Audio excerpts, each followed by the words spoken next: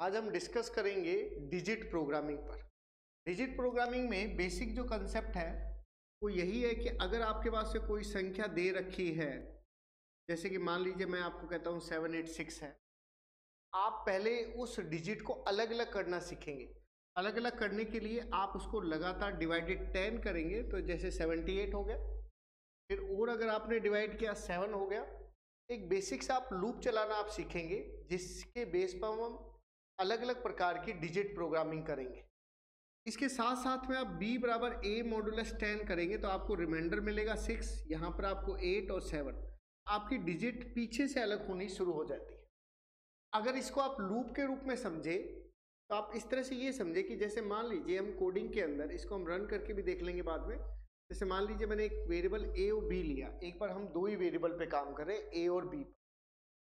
अब मैंने क्या करा, सी आउट मैसेज दिया, enter the value double quotes में और सेमीकोलन लगा दिया, और इनपुट करवाया मैंने ए को।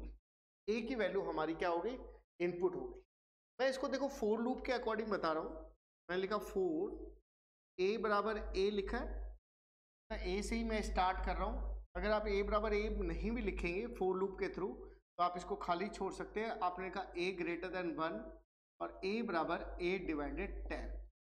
मतलब क्या हो रहा है, लूप आपका यहां से स्टार्ट हो रहा है और कब तक चल रहा है, जब तक 1 से क्या है, बड़ा है। यही आपने इसमें किया। चाहे तो आप लिख के रखना चाहे तो लिख के भी रख सकते हैं। कर्ली वैसे स्टार्ट किया और फिर आपने क्या कहा कि b बराबर a मॉडुलस 10 हो रहा है, तो आपने लिखा b बराबर a मॉडुलस 10। अब देखिए क्वेश्चन क्या क्या बन सकते हैं। एक क्वेश्चन ये बन सकता है कि यदि आपके पास में ऐड डिजिट, तो आप क्या बोलेंगे, ऐड डिजिट। यदि आपके पास कोई संख्या है 786, ये एक एग्जांपल है। इसका मतलब ये नहीं है कि आप इसे कोडिंग में शामिल करेंगे।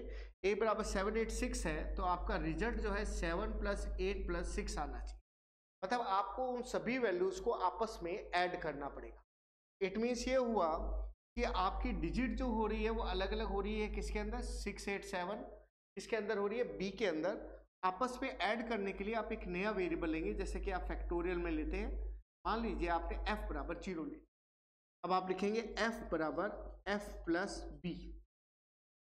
मतलब ये सभी वैल्यूज आपस में ऐड होगी, ऐड होके किस में चली जाएगी, f में, और फिर आप उस f को क्या करवा लेंगे, प्रिंट करवा लेंगे। तो आपका रिजल्ट जो है इन तीनों संख्या को जो ऐड करके आना चाहिए वो आपकी वैल्यू आ जाएगी।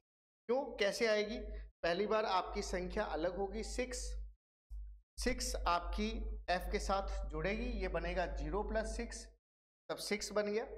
नेक्स्ट टाइम ये जो 6 है ये नेक्स्ट जो डिजिट अलग होगी उसके साथ ऐड होगा, फिर नेक्स्ट वैल्यू आ जाएगी, कितने आ गई, 14, और नेक्स्ट टाइम 14 जो है फिर संख्या आपकी ऊपर जाके फिर वापस रिमाइंडर आएगा 7, कितना बचेगा 7, के साथ ऐड हो जाएगी और यहाँ पर उसका लास्ट डिजिट। ये हुआ ऐड डिजिट का प्रोग्राम।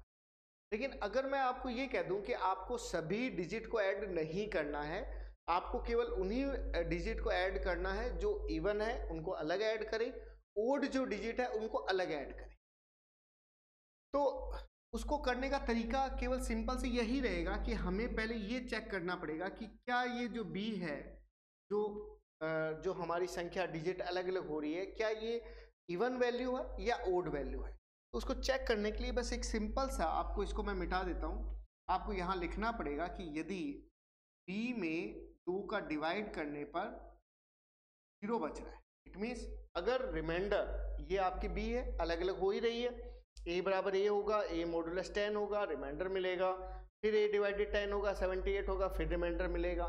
तो आपकी जो भी ये संख्या आ रही है, अगर इसमें 2 का भाग लग रहा है, अगर मैं सिंपल कह दूं भाई मैसेज दे दीजिए इवन और ओड का, जब तो आप यहाँ पर लिख देंगे सी आउट इवन और else cout odd. But मैं अब आपको कह रहा हूं कि इवन ओड पता नहीं करना, मुझे इवन ओड की वैल्यू को आपस में जोड़ना है। आपस में अगर सभी वैल्यूज को जोड़ना हो, अगर मान लीजिए मैं लिख दूं f बराबर f + b, तो अगर 2 का डिवाइड लग रहा होगा तब तो ये वैल्यू जुड़ के इसमें जाएगी f के अंदर, यानी कि इवन वैल्यूज। इसमें जब जब इवन वैल्यू होगी मॉडुलस 2 होगा और वो ऐड होके f वेरिएबल में स्टोर होता जाएगा। मान लीजिए नेक्स्ट और कोई इवन वैल्यू आएगी वो भी जुड़ जाएगी, जैसे कि 8 आ रहा है, अगली बार 6 + 8 हो जाएगा, अगर मैं यहाँ पर भी यही f नाम का वेरिएबल ले लूंगा तो ये सारी वैल्यू आपस में ऐड हो जाएगी, चाहे इवन है तब भी वो f में ऐड होके जाएगी, ओड है तब भी वो f में ऐड होके जाएगी। इसलिए यहाँ पर हम एक नया वेरिएबल ले लेते हैं g। तो हमने यहाँ पर क्या लिखा, g बराबर g प्लस b, इनिशियलाइज किससे कर दिया, 0 से। अब आप लोग सी आउट करवाएंगे f को और g। इवन वैल्यू का जो रिजल्ट है वो आपका आ जाएगा अलग, इवन वैल्यू अलग से ऐड हो जाएगी। तो इस प्रोग्राम को हम कहेंगे ऐड इवन और ओड डिजिट एडिशन। ये आप इवन वैल्यू अलग से जोड़ रहे हैं जो कि f में जा रही है और ओड वैल्यू अलग से ऐड कर रहे हैं। और भी कोई उसका वैल्यू उसके साथ ही होगा तो वो उसके अंदर ऐड हो जाएगा। जैसे कि ये अगर रिमाइंडर नहीं बचेगा तो वो उसके अंदर ऐड कर। अब देखिए नेक्स्ट जो चीज़ है, अगर मान लीजिए मैं आपको कहूँ कि डिजिट अलग अलग हो रही है, इन सभी डिजिट को काउंट करें। क्वेश्चन नंबर 3 है काउंट डिजिट, मतलब टोटल नंबर ऑफ डिजिट कितने हैं। इसका मतलब हम गिनती कैसे गिनते हैं, 1 2 3, 3 आ गए, 1 2 3 4। इसका मतलब ये लूप तो हमारा चल ही रहा है, बार बार इसका नंबर तो आएगा ही आएगा, क्योंकि a बराबर a डिवाइडेड 10 होगा, फिर भी a मॉड्यूलस 10 होगा, फिर मतलब यहाँ से यहाँ तक का मैटर तो रिपीट होगा ही होगा। जब ये रिपीट होगा तो आप यहाँ पर एक वेरिएबल ले लें, मान लीजिए आपने c बराबर 0 ले लिया। अब आप उसमें इंक्रीमेंट होगा अपने आप हो, c1 हो जाए, c2 हो जाए, c3 हो जाए, तो आपको पता लग गया टोटल नंबर ऑफ डिजिट कितनी है, 3 है। इसका मीनिंग ये हुआ कि आपको कुछ नहीं करना, आपको इसको प्रोग्राम को मिटा देते हैं हम, वैसे तो इसकी भी जरूरत नहीं है, और सिंपल C++ आप लिखेंगे और C को C के बदले अपने F ही ले लेते, F इनिशियलाइज कर ही रखा है हमने, F++ लिखेंगे और C आउट F कर, मतलब वही सेम बात, संख्या अलग होगी F में इंक्रीमेंट हो गया, डिजिट फिर अलग होगी 78 होगा, फिर F में इंक्रीमेंट होगा, फिर डिजिट डिवाइड हो गया, तो ऑटोमेटिकली काउंट करके बता देगा कि नंबर ऑफ डिजिट कितने हैं। काउंट डिजिट के बाद में सेम वैसे ही मिलता जुलता, अगर मैं आपको कह दूं कि इवन और ओड डिजिट आप काउंट कर, कि इवन डिजिट अलग काउंट कर ले और ओड डिजिट अलग काउंट कर ले।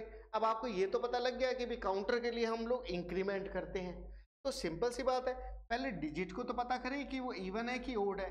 डिजिट ये हमारी ये है, तो पहले हमें इसको चेक करना पड़ेगा कि इवन है कि ओड है। तो हमने क्या लिखा, if b modulus 2 equal to 0 है तो आपने कहा f++, एल्स मान लीजिए आपने एक वेरिएबल ले लिया g बराबर 0, तो आपने कहा g+, यानी कि या तो इवन में होगी डिजिट तब तो आपका f इंक्रीमेंट करेगा। मान लो मैं इसके बदले f ले लेता हूँ, तो इवन होगी ये बढ़ेगा, पर बढ़ेगा, और अगर ओड होगी तो कौन बढ़ेगा, g बढ़ेगा, अपने आप प्लस प्लस से तो बढ़ेगा, वो तभी काउंट करेगा, और लास्ट में आप उसको क्या करवा देंगे, प्रिंट करा देंगे f और g को। तो ये क्या काउंट कर लिया, नंबर ऑफ इवन डिजिट और नंबर ऑफ ओड डिजिट।